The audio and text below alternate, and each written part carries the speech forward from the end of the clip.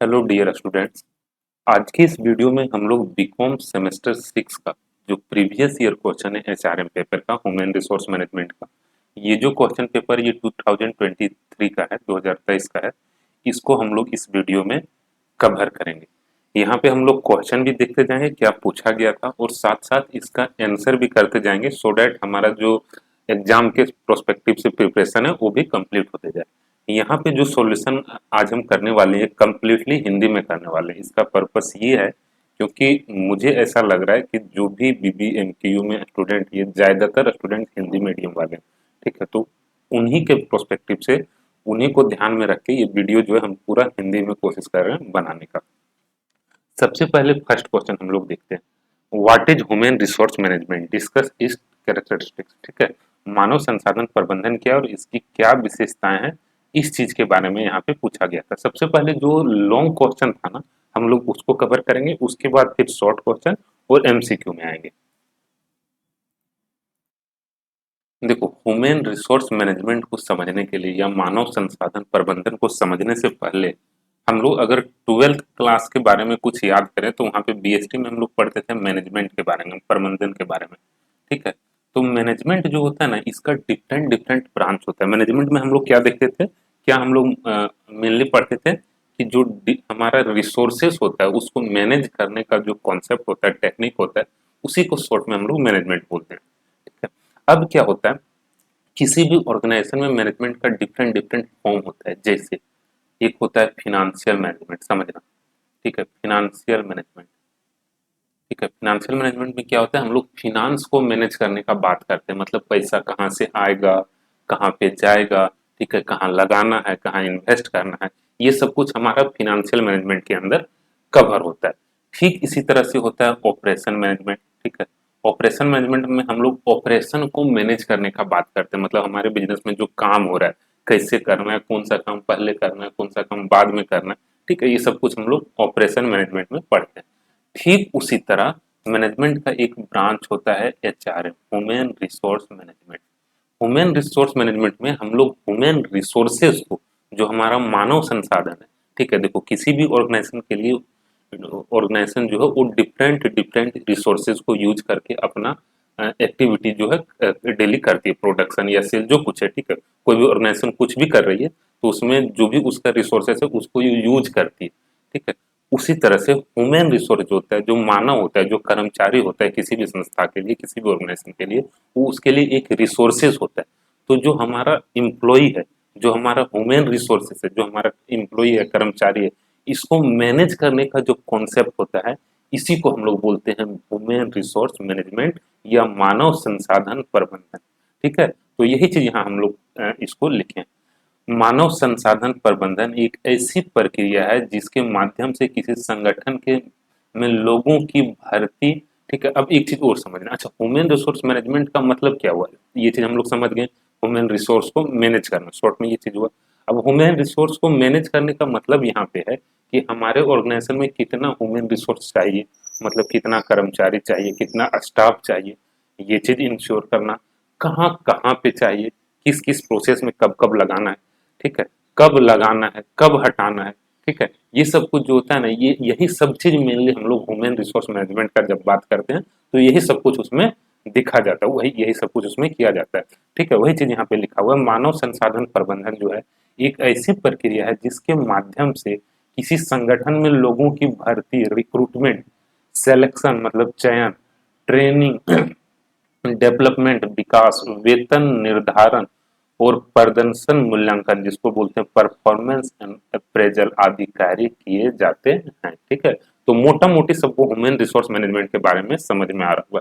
इसमें हम लोग ह्यूमन रिसोर्स को मैनेज करने का बात करते हैं, कैसे मैनेज करते हैं, क्या क्या काम करके मैनेज करते हैं। तो यहाँ पे भी वही चीज होके कहाँ से ह्यूमन आने वाला है, ह्यूमन रिसोर्सेज आने वाला है, कहाँ पे हमारा एचआर यूज होने वाला है। ठीक है, तो मतलब इसमें क्या क्या हो गया, रिक्रूटमेंट का बात करेंगे, सिलेक्शन का बात करेंगे, उसको ट्रेंड कैसे किया जाए, डेवलप कैसे किया जाए। ठीक है, तो ये सब कुछ हम लोग ह्यूमन रिसोर्स मैनेजमेंट में देखते हैं। आगे बढ़ते हैं इसी में। अगर कैरेक्टरिस्टिक्स का बात करें, ह्यूमन रिसोर्स मैनेजमेंट का कैरेक्टरिस्टिक्स क्या होता है, क्या विशेषता होता है, तो सबसे पहला जो ह्यूमन रिसोर्स मैनेजमेंट का कॉन्सेप्ट है, ये पीपल ओरिएंटेड होता है, लोगों पर केंद्रित होता है। एचआरएम जो होता है लोगों पर केंद्रित कहने का मतलब क्या हुआ, यहाँ पे ह्यूमन रिसोर्स पर ये मेनली ओरिएंटेड होता है, पीपल पर, पीपल फोकस्ड होता है, पीपल ओरिएंटेड होता है इसमें, क्योंकि इस सब चीज होता है क्या, ह्यूमन रिसोर्स के लिए होता है, ठीक है।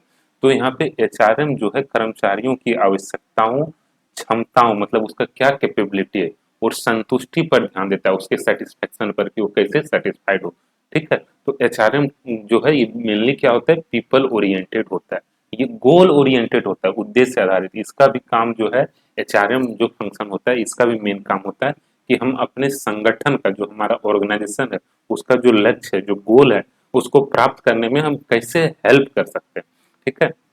नेक्स्ट चीज होता है ये कंटिन्यूअस प्रोसेस होता है ह्यूमन रिसोर्स मैनेजमेंट का, ठीक है। कोई भी ऑर्गेनाइजेशन जब तक चलेगी तब तक वहां पे ह्यूमन रिसोर्स का जरूरत है। तो ये ऐसा नहीं है कि कोई एक दिन दो दिन या कुछ एक सर्टेन पीरियड तक का प्रोसेस, ये कंटिन्यूअस प्रोसेस चलते रहता है, ठीक है। ह्यूमन रिसोर्स ऑर्गेनाइजेशन में मतलब किसी भी ऑर्गेनाइजेशन में कर्मचारी का जो हमेशा नियुक्ति होते रहता है, ठीक है, उसका ट्रेनिंग होते रहता है, डेवलपमेंट होते रहता है, ठीक है। तो ये सब चीज जो है कंटिन्यूअस प्रोसेस है।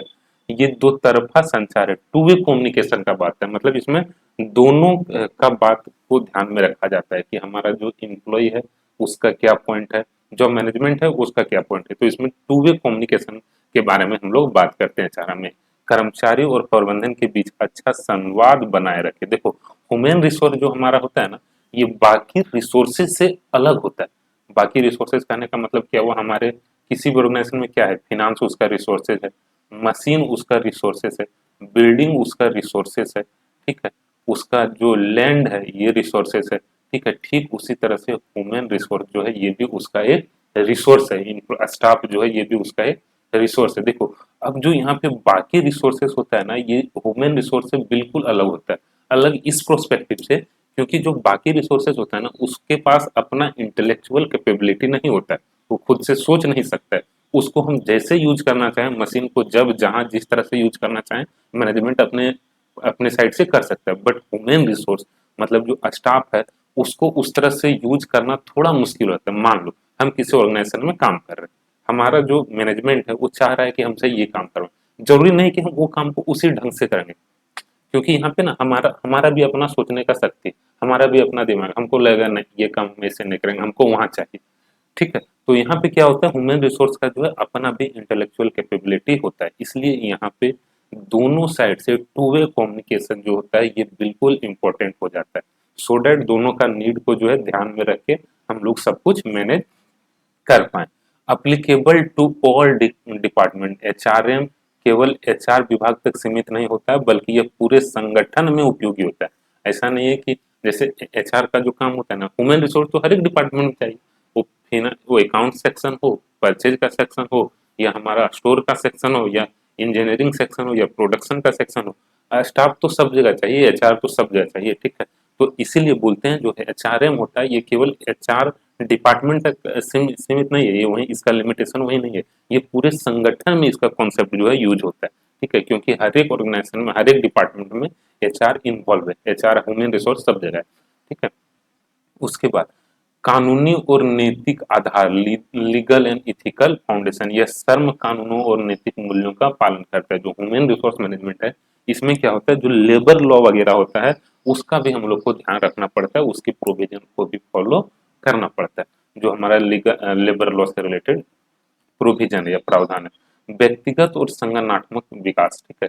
जो ह्यूमन रिसोर्स मैनेजमेंट है ये दोनों चीज का ध्यान रखता है कि जो हमारे ऑर्गेनाइजेशन में इंडिविजुअल है उसका भी डेवलपमेंट हो, प्लस हमारे ऑर्गेनाइजेशन का भी डेवलपमेंट होते रहे, ठीक है। मतलब जो व्यक्ति काम कर रहा है, जो कर्मचारी काम कर रहा है, उसके भी डेवलपमेंट के बारे में सोचना है और ऑर्गेनाइजेशन के डेवलपमेंट के बारे में भी सोचना है। नेक्स्ट क्वेश्चन था explain the principle of human resource management, मानव संसाधन प्रबंधन के सिद्धांतों की चर्चा करिए। कौन कौन सा सिद्धांत, कौन कौन सा प्रिंसिपल जो है, कौन कौन सा नॉर्म्स है, रूल्स है, जिसको हम लोग फॉलो करके ह्यूमन रिसोर्स को मैनेज करने का बात करते हैं, ह्यूमन रिसोर्स मैनेजमेंट किया जाता है।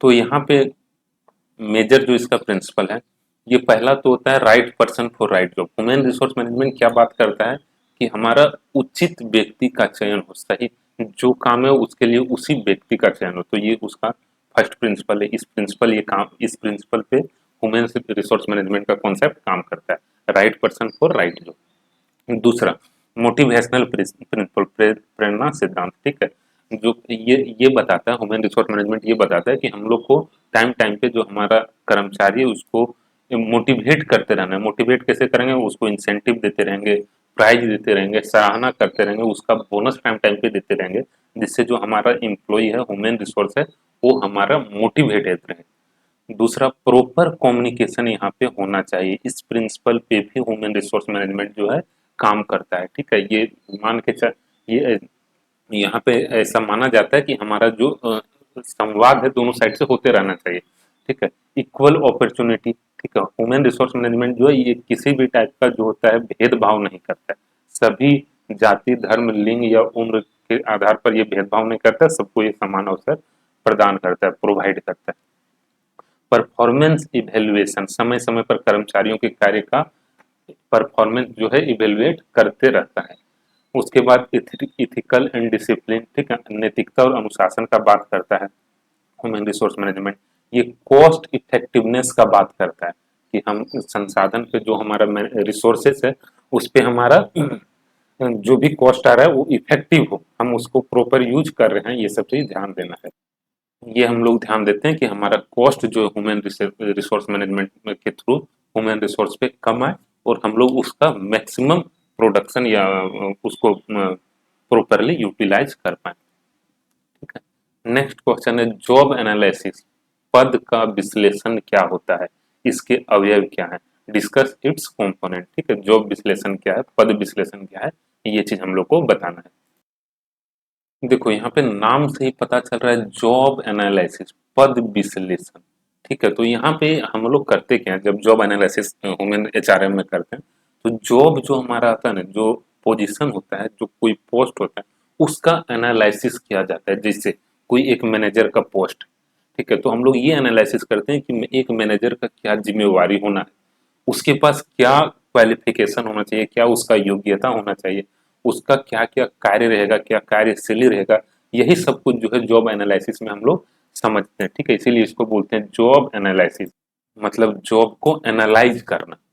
पद विश्लेषण जो है जॉब एनालिसिस है, एक प्रोसेस है, एक प्रक्रिया है जिसमें किसी पद की जिम्मेवारी, आवश्यक योग्यताएं कि ये पोस्ट के लिए क्या क्वालिफिकेशन होना चाहिए, क्या योग्यता होना चाहिए, और कार्य की स्थिति समझी जाती है, ठीक है। तो ये हमारा होता है जॉब एनालिसिस। नेक्स्ट हो गया, इसी में हम लोग आगे बढ़े। जॉब एनालिसिस का मतलब होता है पद विश्लेषण।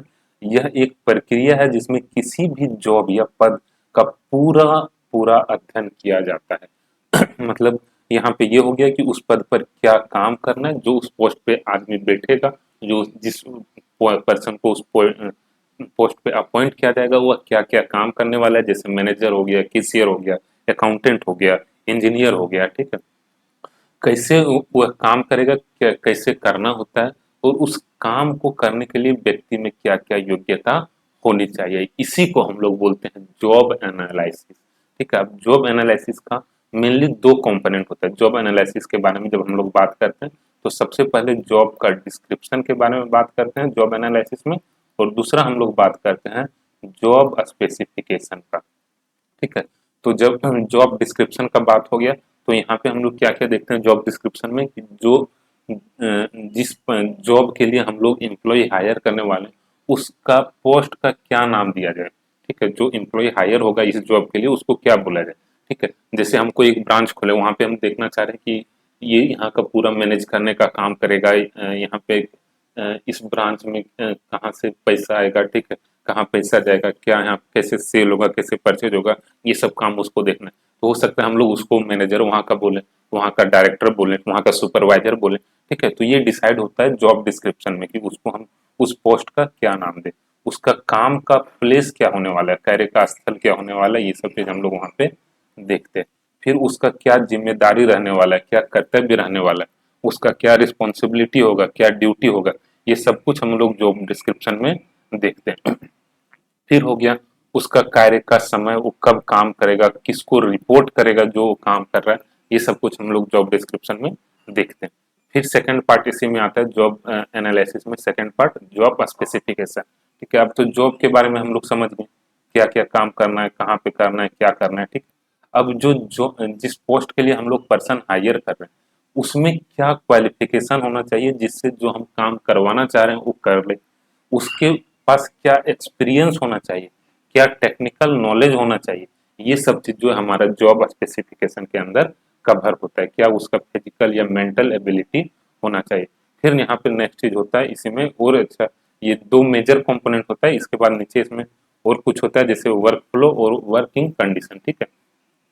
तो वर्क फ्लो मतलब यह दिखाता है कि कार्य कैसे एक व्यक्ति से दूसरे व्यक्ति तक जाएगा, मतलब उस पोस्ट में जिस पर्सन को हायर किए, ठीक है, वो अपना काम करने के बाद दूसरे पर्सन के पास उसका कंप्लीट किया हुआ काम कैसे जाएगा, वर्किंग कंडीशन क्या होने वाला है, ठीक है।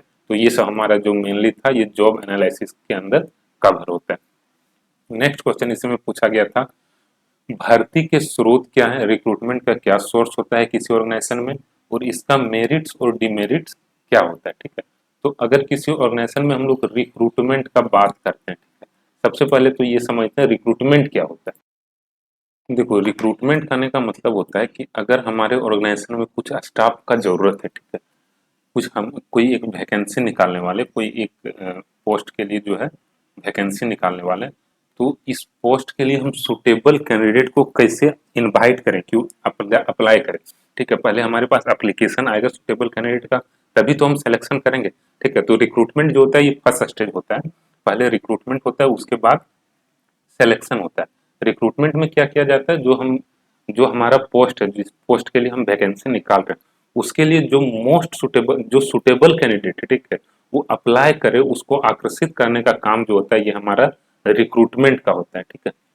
रिक्रूटमेंट में हम लोग क्या करते हैं, यह एक प्रक्रिया होता है जिसमें हम लोग जो संभावित उम्मीदवार होता है, जो हमारा सुटेबल कैंडिडेट होता है, उसको आकर्षित किया जाता है, उसको इनवाइट किया जाता है, अट्रैक्ट किया जाता है, ताकि वो जो हमारा ऑर्गेनाइजेशन में वैकेंसी है, ठीक है, उसके लिए अप्लाई करे और अल्टीमेटली हम लोग को जो सबसे सुटेबल कैंडिडेट है उसको हम लोग हायर कर पाए, ठीक है, उसको ले पाए।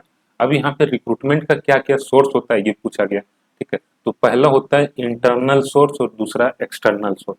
इंटरनल सोर्स मतलब ऑर्गेनाइजेशन के विद इन हम क्या करते हैं, एप्लीकेशन इनवाइट करवा लेते हैं, जो हमारे यहाँ स्टाफ पहले से काम कर रहा है उसी से एप्लीकेशन इनवाइट करवा लेते हैं, उसी में से किसी को उस पोस्ट के लिए सेलेक्ट करने के बारे में हम लोग सोचते हैं, ठीक है। तो सबसे पहले इंटरनल जो सोर्स होता है इसमें से होता है प्रमोशन, प्रमोट कर दो या किसी स्टाफ को ट्रांसफर कर दो, और जो दूसरा पोस्ट है वहाँ पे जो हमारा वैकेंसी है वहाँ पे इसको ट्रांसफर कर दो या उस पोस्ट के लिए इसको प्रमोट कर दो, ठीक है। तो ये सब कुछ हमारा इंटरनल सोर्सेस होता है। इसमें फायदा क्या होता है सॉरी, इसका लाभ क्या होता है इंटरनल सोर्सेज का, जो हमारा सबसे पहले कर्मचारी हमारा हमारे ऑर्गेनाइजेशन में पहले से काम कर रहा है, तो कार्य से तो पहले से परिचित होता है, वो हमारे ऑर्गेनाइजेशन को समझ रहा है, इसमें हमारा कॉस्ट कम आता है, समय बचता है, ठीक है। अगर इंटरनल सोर्सेज के थ्रू रिक्रूटमेंट करते हैं तो ऑब्वियसली इसमें कॉस्ट कम आता है compare to external sources. External sources में क्या होता है, हम पेपर में एड दिलवाएंगे या किसी कैंपस प्लेसमेंट के थ्रू सिलेक्शन करेंगे, तो उसमें कॉस्ट हमारा ज़्यादा आता है और उसमें टाइम ज़्यादा लगता है। यहाँ पे फिर कर्मचारियों का मनोबल बढ़ता है, ठीक है, जो हमारे ऑर्गेनाइजेशन में एम्प्लॉय काम कर रहे हैं उसको ऐसा लगता है कि फ्यूचर में हमको यहाँ पे कुछ अपॉर्चुनिटी मिल सकता है, कोई वैकेंसी आएगा, कोई प्रमोशन का बात होगा तो हमको प्रमोट किया जा सकता है, ठीक है। इसका डिमेरिट क्या, नए विचार की कमी होती है, ठीक है। देखो हमारे ऑर्गेनाइजेशन में जो एम्प्लॉय पहले से काम कर उसका जो स्किल है उसको तो हम यूज कर ही रहे थे, ठीक है। अब अगर फिर से हम उसी को हायर कर लिए, बाहर से नहीं लिए, तो बाहर से हायर करने से जो नया माइंड हमारे पास, जो नया दिमाग, जो नया सोच हमारे पास आ सकता था वो नहीं आता है, ठीक है। तो ये हमारा हानि हो गया। अन्य कर्मचारी निराश हो जाते हैं, मान लो किसी एक ही दो पर्सन का तो सिलेक्शन होगा उस पोस्ट के लिए, अब जो बाकी एम्प्लॉई है वो डिमोटिवेटेड इसमें फील करने लगता है इंटरनल सोर्सेज के थ्रू अगर रिक्रूट करते हैं तो, ठीक है। दूसरा होता है एक्सटर्नल रिसोर्सेज। इसमें क्या होता है, एक्सटर्नल रिसोर्सेज के थ्रू रिक्रूटमेंट का मतलब हो गया हम विज्ञापन दिलवाते हैं, एडवर्टाइजमेंट करवाते हैं, प्लेसमेंट एजेंसी, ठीक है, कोई जो प्लेसमेंट करने वाली कंपनी होती है उसके थ्रू हम लोग उसका एजेंसी का सर्विसेज लेते हैं। Online portal, campus selection, campus भर्ती जिसको बोलते हैं, ठीक है। इसका लाभ क्या है, इसमें नया प्रतिभा और विचार हमको, हमारे संस्था को, हमारे ऑर्गेनाइजेशन को मिल पाता है। उच्च योग्यता वाले उम्मीदवार यहाँ पे हमको इसके थ्रू मिल सकता है। इसके हानि का अगर बात करें तो यहाँ पे डिमेरिट का, तो इसमें हमारा कॉस्ट ज्यादा आता है, ठीक है, गलत चयन की संभावना होती है। हम यहाँ पे हो सकता है कि कोई हम गलत रिक्रूटमेंट कर लें, प्रॉपर कैंडिडेट को ना ले पाए क्योंकि उसको हम पहले से जान नहीं रहे। ठीक है, एक इंटरव्यू के बेसिस पे या सिलेक्शन प्रोसेस के बेसिस पे हमको लेना है। अब नेक्स्ट क्वेश्चन है, discuss the steps of selection process. Selection process में क्या क्या स्टेप्स आते हैं, कौन कौन सा स्टेप है, कौन कौन सा चरण है। देखो समझना, फिर एक चीज कंफ्यूज मत करना, रिक्रूटमेंट जो होता है ये पहला स्टेप होता है, उसके बाद होता है सिलेक्शन। रिक्रूटमेंट में जो होता है कैंडिडेट को कॉल किया जाता है कि तुम इस पोस्ट के लिए अप्लाई करो। ठीक है, जो भी हमारे लिए सुटेबल कैंडिडेट हमको दिख रहा है उसको हम अट्रैक्ट करते हैं कि तुम हमारे ऑर्गेनाइजेशन में ये वैकेंसी निकला हुआ है, इसके लिए तुम अप्लाई करो। तो हमारा हो गया रिक्रूटमेंट। फिर जब एप्लीकेशन ऑर्गेनाइजेशन में आ गया किसी भी वैकेंसी के लिए, तो वहां से सिलेक्शन का प्रोसेस स्टार्ट होता है। मतलब रिक्रूटमेंट जो है सो फर्स्ट पार्ट होता है, बाद में सिलेक्शन का बात होता है। तो यहाँ पे वही बोल रहा है कि सिलेक्शन का जो प्रोसेस होता है इसमें क्या क्या स्टेप आता है। तो सबसे पहले हम लोग प्रिलिमिनरी स्क्रीनिंग करते हैं, प्रारंभिक जांच करते हैं। इसमें आवेदन का जो है पहली बार छटनी किया जाता है ताकि अनावश्यक या अयोग्य उम्मीदवार जो हमारे ऑर्गेनाइजेशन में ना। फिर हम लोग जो भी एप्लीकेशन आया उसका स्क्रूटनी करते हैं। ठीक है, उसका हम लोग देखते हैं कि जो क्वालिफिकेशन या एक्सपीरियंस जो हम लोग मांगे थे वो है या नहीं है। फिर हम लोग यहाँ पे उसका रिटन टेस्ट लेते हैं, फिर इंटरव्यू लेते हैं। इसके बाद जब रिटन टेस्ट और इंटरव्यू हो जाता है फिर उसका मेडिकल टेस्ट हम लोग करवाते हैं कि हमारा जो है फिजिकली या शारीरिक रूप से या मानसिक रूप से उसका जो है हेल्थ कंडीशन सही है, हमारे ऑर्गेनाइजेशन में काम करने लायक या नहीं, ये सब चीज़ देखते हैं। फिर उसके बाद उसका फाइनल सिलेक्शन होता है, मेरिट इंटरव्यू के आधार पर योग्य उम्मीदवारों का चयन जो है हो जाता है। फिर उसके बाद फाइनली हम लोग क्या करते हैं, उसको अपॉइंटमेंट लेटर या जॉब लेटर जिसको बोलते हैं इशू कर दिया जाता है। ठीक है, तो ये कुछ हमारा सिलेक्शन का प्रोसेस था। फिर नेक्स्ट चीज है ट्रेनिंग क्या होता है, इसका क्या कैरेक्टरिस्टिक्स होता है। तो ट्रेनिंग का मतलब हो गया कर्मचारी को आवश्यक कौशल, ठीक है, जो नेसेसरी स्किल्स है, जो नेसेसरी इंफॉर्मेशन है ऑर्गेनाइजेशन के बारे में, वो उसको प्रोवाइड करवाना, उसको दिया जाना, सो डैट वो अपने काम को जो है बेहतर ढंग से कर पाए। ठीक है, प्रशिक्षण वह प्रक्रिया है जिसमें कर्मचारी को आवश्यक कौशल और जानकारी दी जाती है ताकि वह अपने कार्य को बेहतर ढंग से कर सके, बेहतर तरीके से कर सके। ठीक है, इसका मेन कैरेक्टरिस्टिक्स क्या होता है ट्रेनिंग का, ट्रेनिंग का मेन फीचर्स क्या होता है। तो ट्रेनिंग जो होता है ये सीखने की एक प्रक्रिया है, लर्निंग प्रोसेस है, यह व्यक्ति को नया कौशल सिखलाती है। ठीक है, नया स्किल्स उसके अंदर ट्रेनिंग के थ्रू डेवलप किया जाता है स्टाफ्स के अंदर, कर्मचारी के अंदर। ठीक है, ये गोल ओरिएंटेड होता है। ठीक है, जो ट्रेनिंग दिया जाता है वो एक फिक्स गोल के साथ दिया जाता है कि हम ये ट्रेनिंग देंगे तो हमारा एम्प्लॉय जो है इस चीज के लिए ट्रेंड हो जाएगा। ठीक है, ये टारगेट जो होता है ट्रेनिंग का होता है। ठीक है, प्रशिक्षण का उद्देश्य जो होता है संगठन और व्यक्ति दोनों के लक्ष्यों को प्राप्त करना होता है। ठीक है, ये कंटिन्यूअस प्रोसेस होता है। ठीक है, सिस्टमेटिक प्रोसेस होता है। ठीक है, ट्रेनिंग में जो होता है सब सिस्टमेटिक होता है, पहले से प्लान होता है। ठीक है, ये चीज होगा फिर ये होगा। ठीक है, ऐसे इस तरह से हमारा जो ट्रेनिंग का प्रोसेस है ये चलता है।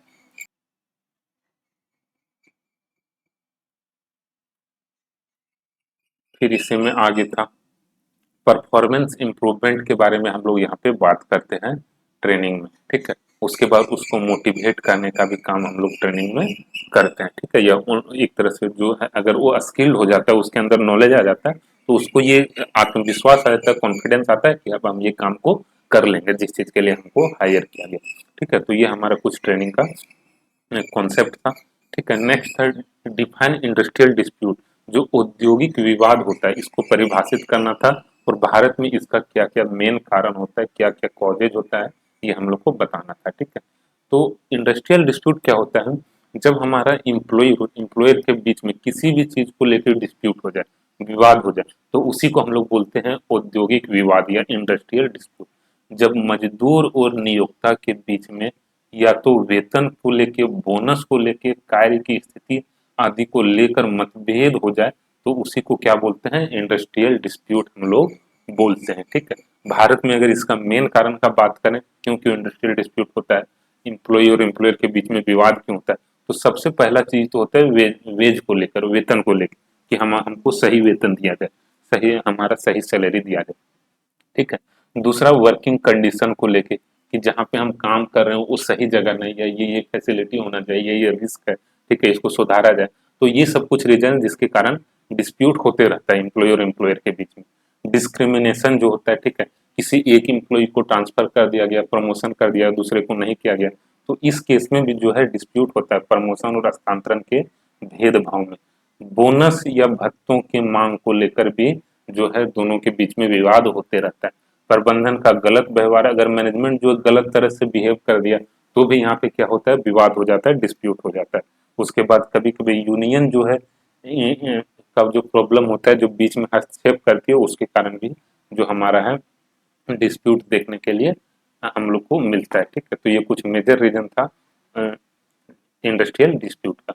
नेक्स्ट इसी में क्वेश्चन है, पूछा गया था, शॉर्ट नोट्स लिखने के लिए बोला गया था ह्यूमन रिसोर्स साइकिल पे।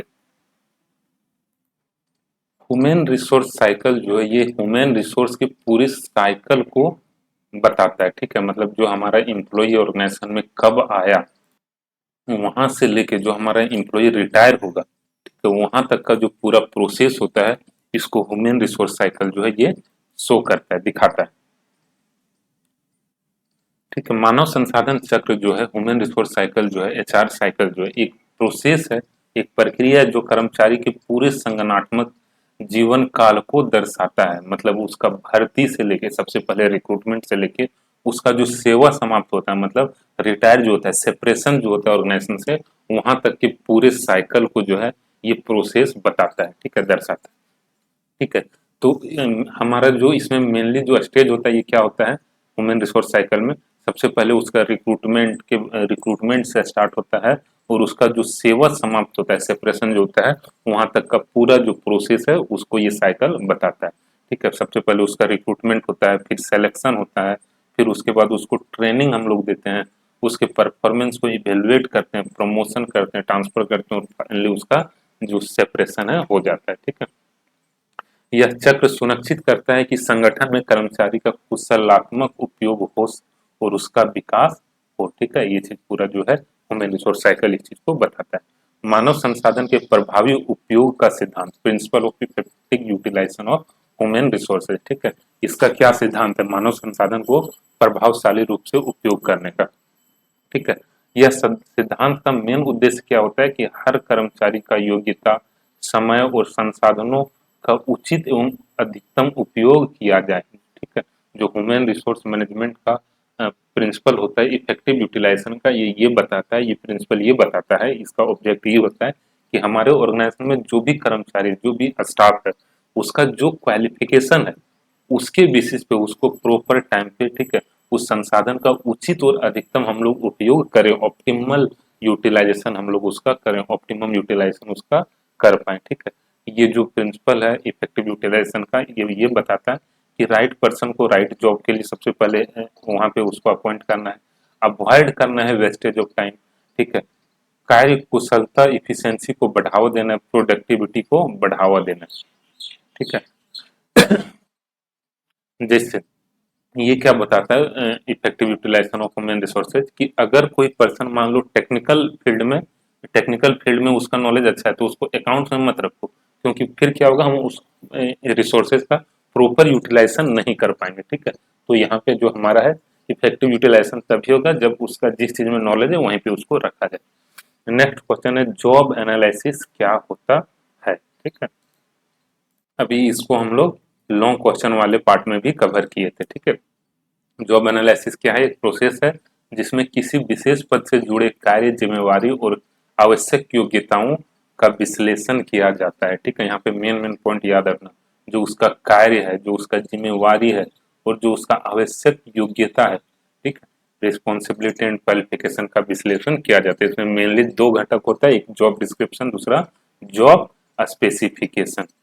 जॉब डिस्क्रिप्शन में हम लोग किस चीज का स्टडी करते हैं, उसको क्या काम करना है, क्या उसका रिस्पॉन्सिबिलिटी होगा, जिम्मेवारी होगा, और वो किस इस स्थिति में, किस सिचुएशन में काम करने वाला है। जॉब स्पेसिफिकेशन में ये बताता है कि उसके लिए क्या क्या क्वालिफिकेशन चाहिए, इस पोस्ट के लिए क्या उसके अंदर स्किल होना चाहिए, क्या उसके अंदर एक्सपीरियंस होना चाहिए। ठीक है, तो जो जॉब एनालिसिस होता है, ये हम लोग को किस चीज में हेल्प करता है, सही व्यक्ति को नियुक्त करने में, प्रशिक्षण की जरूरत समझने में मदद करता है, क्या उसको हम लोग को ट्रेनिंग देना है। ठीक है, पहले से हम लोग को पता था कि ये उसके पास ये क्वालिफिकेशन है, ये स्किल है, और ये काम कराने के लिए हमको ये स्किल चाहिए, तो जो गैप होता है उतना उसको ट्रेनिंग दे दिया जाता है, उस चीज का उसको ट्रेनिंग दे दिया जाता है। प्रदर्शन मूल्यांकन में ये उपयोगी होता है। नेक्स्ट है ट्रेनिंग प्रोग्राम। क्या होता है? ट्रेनिंग प्रोग्राम जो होता है, ट्रेनिंग, ठीक है, ट्रेनिंग प्रोग्राम मतलब वही ट्रेनिंग, ठीक है। ये जो है योजनाबद्ध प्रक्रिया है, ठीक है।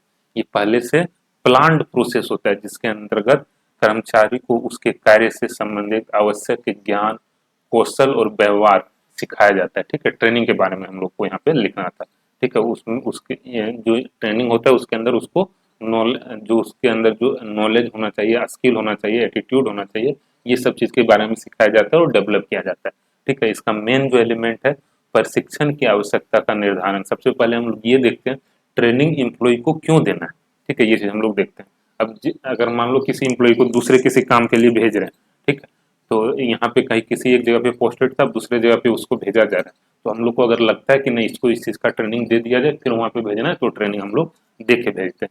फिर कोर्स उसके लिए डिजाइन होता है कि ट्रेनिंग में उसको क्या क्या पढ़ाना है, क्या सिखाना है, ठीक है, क्या बताना है। प्रशिक्षकों की नियुक्ति, ठीक है, फिर ये सब हो गया। उसके बाद उसी हिसाब से उसको सिखाने के लिए कोई ट्रेनर तो चाहिए, तो उसको भी अपॉइंट किया जाता है, ठीक है। फिर उसका इवेल्युएशन ऑफ ट्रेनिंग इफेक्टिवनेस, ठीक है।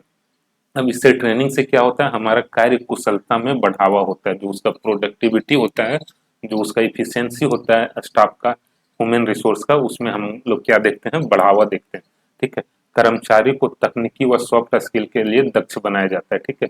उससे ट्रेनिंग के थ्रू उसके अंदर स्किल डेवलप किया जाता है, ठीक है। उसके बाद संगठन की प्रति स्पर्धात्मक को बढ़ाना, कम्पिटिटिवनेस को बढ़ाने के लिए ये उद्देश्य दिया जाता है, ठीक है।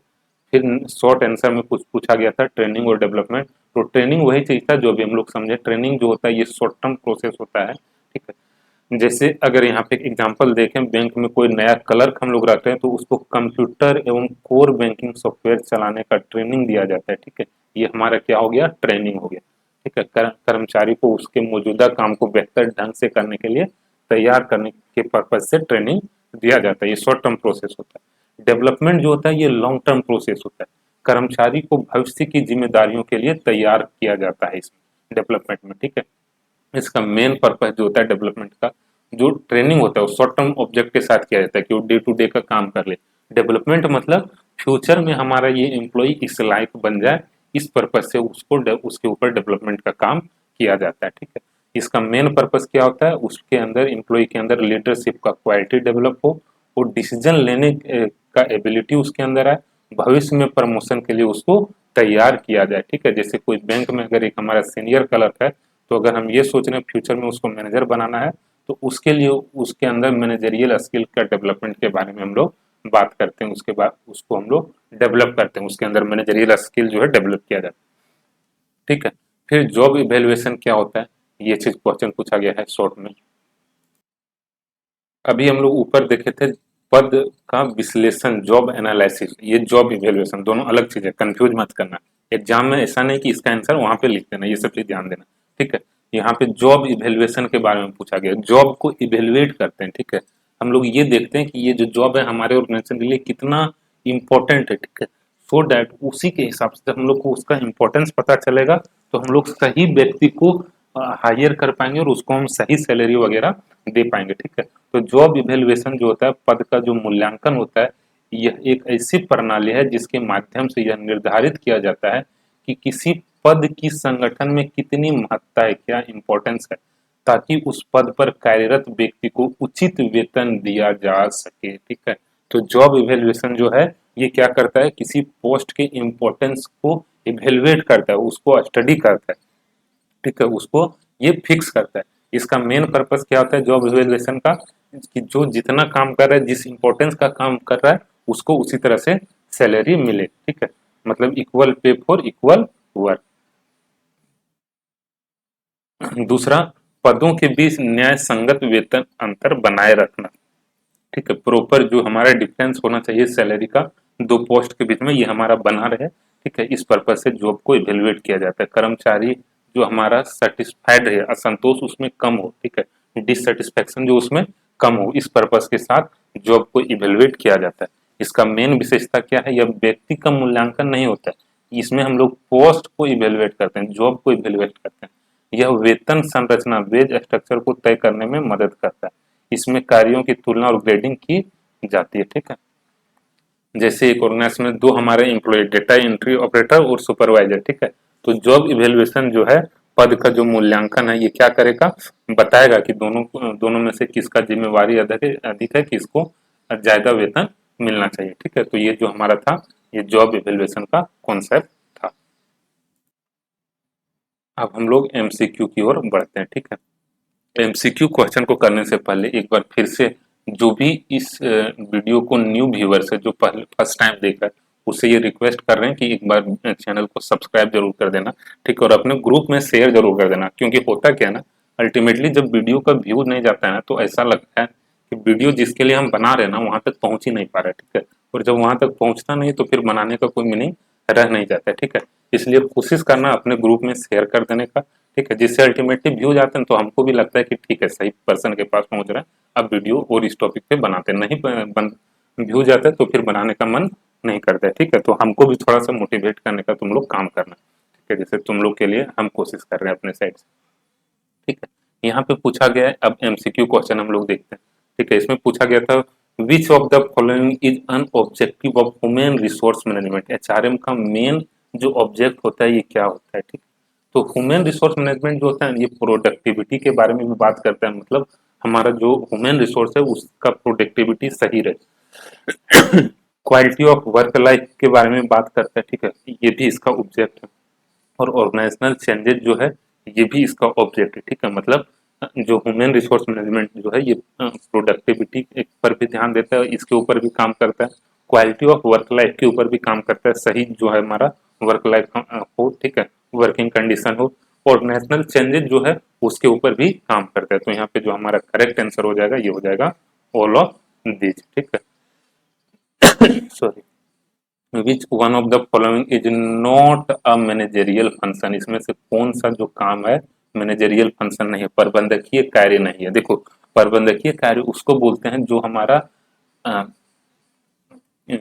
पॉलिसी से रिलेटेड होता है। ठीक है, जो हम लोग जैसे पढ़ते थे ना मैनेजमेंट में, प्लानिंग, डायरेक्टिंग, ठीक है, कंट्रोलिंग, ऑर्गेनाइजेशनल, ऑर्गेनाइजिंग, ठीक है, संगठन। ठीक है, ये सब जो हम लोग 12th में पढ़ते थे, वो हमारा मैनेजरियल फंक्शन होता है। लेकिन डेवलपमेंट ऑफ एचआर जो है, ये एक ऑपरेटिव फंक्शन है। ऑपरेटिव फंक्शन मतलब जो काम एक्चुअल में किया जाता है, जो फंक्शन किया जाता है, एक्शन जो किया जाता है ह्यूमन रिसोर्स के अंदर। ठीक है, तो ये सब जो है, ये सब पॉलिसी से रिलेटेड है। ठीक है, और ये जो है हमारा है इससे रिलेटेड, ऑपरेशन से रिलेटेड, इस काम को एक्चुअल में एचआर के अंदर किया जाता है। ठीक है, तो ये जो हमारा मैनेजरियल फंक्शन नहीं हो जाएगा। ठीक है, ह्यूमन रिसोर्स प्लानिंग क्यों इंपॉर्टेंस है, क्योंकि ये अनएक्सपेक्टेड शॉर्टेज को, मतलब हम हमारे पास स्टोरेज ज्यादा ना रहे, ह्यूमन रिसोर्स का जरूरत से ज्यादा ना रहे, इसलिए जरूरी है। अवॉइड स्किल शॉर्टेज, मतलब प्रॉपर स्किल जो हमारे एम्प्लॉय में होना चाहिए, उस चीज का शॉर्टेज ना हो, इस चीज के लिए जरूरत है। Require careful planning, careful planning कर पाए इसलिए जरूरत है। तो यहाँ पे करेक्ट आंसर जो हो जाएगा, डी हो जाएगा। ये हर एक पर्पज के लिए, ये तीनों पर्पज के लिए जरूरी है। सॉरी, जॉब एनालिसिस का कौन सा जो है प्रोडक्ट नहीं है। ठीक है, ये यहाँ पे पूछा गया। ठीक है, तो जॉब एनालिसिस का प्रोडक्ट इसमें से कौन सा नहीं, अभी हम लोग देखें, डिस्क्रिप्शन जो है उसी का प्रोडक्ट है, स्पेसिफिकेशन प्रोडक्ट है, सेटिस्फेक्शन टाइप का कोई चीज हम लोग वहां पे नहीं पढ़े थे, तो ये हमारा उसका प्रोडक्ट नहीं है, नॉट अ प्रोडक्ट। ठीक है, तो ये हमारा करेक्ट आंसर हो जाएगा।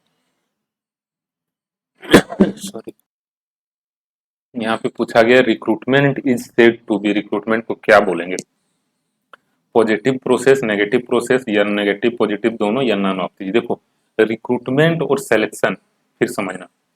रिक्रूटमेंट में हम लोग क्या करते हैं, जो हमारे पोस्ट के लिए जो वैकेंसी हमारे ऑर्गेनाइजेशन में, उसके लिए सुटेबल कैंडिडेट को इनवाइट किया जाता है। ठीक है, और जो सिलेक्शन है, इसमें क्या किया जाता है, जो भी एप्लीकेशन मेरे पास आए, मान लो 1000 एप्लीकेशन किसी पोस्ट के लिए आया, तो इसमें जो परफेक्ट कैंडिडेट है उसको सेलेक्ट किया जाता है, ये सिलेक्शन का काम होता है। तो रिक्रूटमेंट में किसी को मतलब छांटने का बात हम लोग नहीं करते। ठीक है, इसलिए इसको हम लोग बोलते हैं पॉजिटिव प्रोसेस। सॉरी, और सिलेक्शन में क्या होता है, किसी को छांटा जाता है। क्यों, क्योंकि सो दैट हम जो मोस्ट सुटेबल कैंडिडेट है उसको ले पाए। ठीक है, तो इसको यहाँ पे हम लोग बोलते हैं नेगेटिव प्रोसेस। ठीक है, नेगेटिव प्रोसेस मतलब क्या हुआ कि यहाँ पे किसी को छांटा जाता है। पॉजिटिव प्रोसेस मतलब यहाँ पे किसी को छांटने का हम लोग बात नहीं करते। ठीक है, तो इसीलिए रिक्रूटमेंट जो हमारा ये पॉजिटिव प्रोसेस हो गया। ठीक है, which of following is not a method of selection process, selection process का कौन सा मेथड नहीं होता है, तो यहाँ पे हो जाएगा मेडिकल टेस्ट। ठीक है, मेडिकल टेस्ट जो है सिलेक्शन के बाद किया जाता है, पहले personality, intelligence test, aptitude test ये सब कर लिया जाएगा। ट्रेनिंग का इसमें से कौन सा कैरेक्टरिस्टिक्स नहीं है, तो अभी हम लोग ऊपर समझे लर्निंग का बात करते हैं, कंटिन्यूअस एंड सिस्टमेटिक होता है, गोल ओरिएंटेड होता है। नेचुरल प्रोसेस का मतलब हो गया कि ये प्राकृतिक प्रोसेस है, मतलब ये खुद से होता है, नहीं ऐसा नहीं होता है। जो ट्रेनिंग होता है इसको प्लान किया जाता है, तो ये नेचुरल प्रोसेस नहीं। ठीक है, ये हम लोग का एक प्लान प्रोसेस होता है। ठीक है, इंडस्ट्रियल अनरेस्ट, ठीक है, legally can take shape of, जो औद्योगिक अशांति है ये कानूनी रूप से किस रूप में हो सकती है। देखो, जब इम्प्लॉयर और एम्प्लॉयर के बीच में किसी चीज को लेकर डिस्प्यूट हो रहा है ना, तो ठीक है, अगर इम्प्लॉय की साइड से डिस्प्यूट हुआ तो स्ट्राइक कर सकता है। ठीक है, ये लेबर लॉ में ऐसा प्रोविजन है कि अगर इम्प्लॉय को कोई दिक्कत हो रहा है तो स्ट्राइक कर सकता है। और दूसरा होता है लॉकआउट, लॉकआउट होता है इम्प्लॉयर के साइड से, इम्प्लॉयर को लग रहा है कि नहीं अब हमारा प्रोडक्शन सही नहीं चल रहा है, इम्प्लॉय से हम परेशान है, तो लॉकआउट जो है इम्प्लॉयर अपने साइड से कर सकता है। तालाबंदी जो है इम्प्लॉयर करता है, और जो कर्मचारी वो हड़ताल कर सकता है, स्ट्राइक कर सकता है, तो दोनों जो है ये लीगल है। ठीक है, इम्प्लॉय भी ये चीज कर सकता है स्ट्राइक, और एम्प्लॉयर भी ये चीज कर सकता है। यहाँ पे पूछ रहा था औद्योगिक अशांति कानूनी रूप से किस रूप में हो सकती है, तो यहाँ पे ये दोनों रूप में हो जाएगा। ठीक है, अगर इम्प्लॉय करेगा तो हड़ताल, और एम्प्लॉयर करता है तो लॉकआउट। ठीक है, तो ये कुछ क्वेश्चन था 2013 का जिसको हम लोग इस वीडियो में कवर किए। होपफुली ये वीडियो जो है सभी के लिए यूजफुल रहा होगा, कुछ ना कुछ इससे जरूर सीखा होगा, और ये हमको लग रहा है कि जो कुछ हम लोग इस वीडियो में सीखे ये हमारे एग्जाम के प्रोस्पेक्टिव से इम्पोर्टेंट होगा, जरूरी होगा। ठीक है, तो बस यहीं तक है, फिर कोशिश करेंगे कि इस टॉपिक से रिलेटेड और एक दो वीडियो बना पाए जिससे और ज़्यादा हम लोग एग्जाम के लिए प्रिपेयर्ड हो पाए। और थोड़ा ये कोशिश तुम लोग करना अपने साइड से जहाँ तक हो पाए, अगर पॉजिटिव रिस्पॉन्स वीडियो का मिलता है ना तो फिर मज़ा आता है बनाने में, अदरवाइज वही बात हो जाता है कि उतना मज़ा नहीं आता, क्योंकि अभी देखना व्यू का हम वीडियो बना रहे हैं ना, उसका बहुत ज़्यादा व्यू जा रहा है और हमारे पास भी टाइम बहुत कम होता है। ठीक है, तो हम कोशिश करते हैं, अब उसमें से देखो हमारा भी ये दिमाग में रहता है ना कि जो वीडियो ज़्यादा चल रहा है उसी को बनाया जाए। ठीक है, तो तुम लोग ये कोशिश करना ये भी वीडियो ज़्यादा चले, ज़्यादा लोगों तक पहुँचे, सो डैट हम भी मोटिवेट रहें नेक्स्ट वीडियो बनाने के लिए। Thank you.